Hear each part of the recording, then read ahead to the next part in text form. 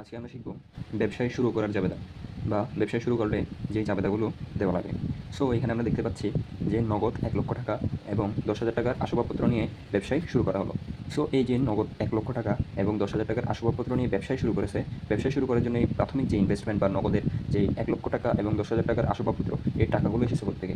ওইগুলো দিয়েছে মালিক। সো আমরা যখন জাবেদা করতে যাই তখন যখন নগদের লেনদেন আসে নগদ 1,00,000 টাকা, সো এই দিয়ে ব্যবসা শুরু করার মাধ্যমে 1,00,000 টাকাটা আমাদের ব্যবসায় আসছে।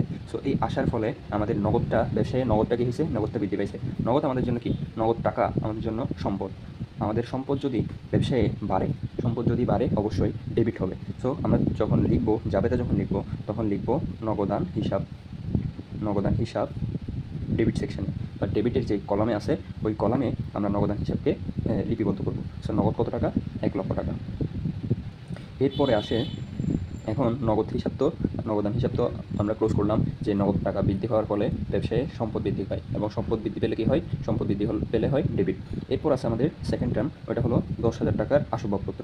এখন এই 10,000 টাকার আসবাবপত্র কি? এই যে আসবাবপত্র, এটাও আমাদের ব্যবসায়ী ভবিষ্যৎ সুবিধা প্রদান করবে। এই ভবিষ্যৎ যে সুবিধা প্রদান করবে এর কারণেই এই আসবাবপত্রগুলো কি? এই আসবাবপত্রগুলো আমাদের জন্য সম্পদ। সো আবারও ব্যবসায়ী সম্পদ বৃদ্ধি পেয়েছে। এই আসবাবপত্র নিয়ে ব্যবসা শুরু করার মাধ্যমে আসবাবপত্র ব্যবসায়ে ইনক্লুড হয়েছে।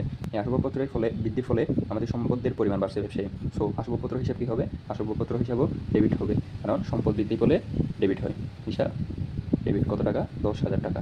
এখন আসা যাক, আমরা তো ডেবিট পক্ষকে ক্যান্সেল করলাম। এখন আমাদের অবশ্যই ক্রেডিট একটা সেকশন করতে হবে, কারণ আমরা যখন একটা লেনদেন লিপিবদ্ধ করি জাবেদাতে, তখন আমাদের ডেবিট এবং ক্রেডিটকে সমান সমান মিলাতে হয়, বা আমাদের প্রত্যেকটা লেনদেনে কিন্তু দুইটা পক্ষ, ডেবিট এবং ক্রেডিট পক্ষ, দুইটাই প্রভাবিত হয়। সো এই যে 1,00,000 টাকা এবং 10,000 টাকার আসবাবপত্র, এইগুলো ব্যবসায়ী নিয়ে আসছে কি? ব্যবসায়ী অবশ্যই এগুলো মালিক নিয়ে আসছে, কারণ ব্যবসায়ের যে শুরুতে ইনভেস্টমেন্ট বা মূলধন, ওইগুলো মালিকই করে। সো মালিক যখন ব্যবসায় কোনো কিছু আনে, ওটা আমরা মূলধন হিসেবে গণ্য করি, কারণ এই যে মালিক 1,10,000 টাকার সম্পদ আমাদের দিয়েছে, এইটার উপর মালিকের অধিকার কিন্তু আছে। এর বিনিময়ে সে মুনাফা ভোগ করবে, এর বিনিময়ে সে ক্ষতিরও ভাগ নেবে। সো এই যে মালিকের সত্ত্ব বৃদ্ধি পেলো, মালিকের সত্ত্ব যে বৃদ্ধি পাওয়ার ফলে আমাদের মূলধন বাড়লো বা মালিকের ব্যবসায়ের মূলধন আনলো। এই মূলধন কী হয়? মূলধন যদি বাড়ে অবশ্যই ক্রেডিট হয়, এটা আমরা সবাই জানি। সো এইখানে আমরা লিখবো মূলধন হিসাব যে লিখতেছি, এখন এই মূলধন হিসাবে টোটাল কত টাকা ইনক্লুড হবে? এই 1,00,000 টাকার সম্পদ নগদ এবং 10,000 টাকার আসবাবপত্র, দুইটা কিন্তু মালিক নিয়ে এসেছে। এই মালিক নিয়ে আসার ফলে তার এই 1,10,000 টাকাই কিন্তু মালিক নিয়ে এসেছে, ফলে মালিকের মূলধন 1,10,000 টাকা বৃদ্ধি পেয়েছে। সো এই মূলধন হিসাব করবো আমরা কি? ক্রেডিট, এবং এখানে পুরো 1,10,000 টাকায় আমরা ইনক্লুড করবো।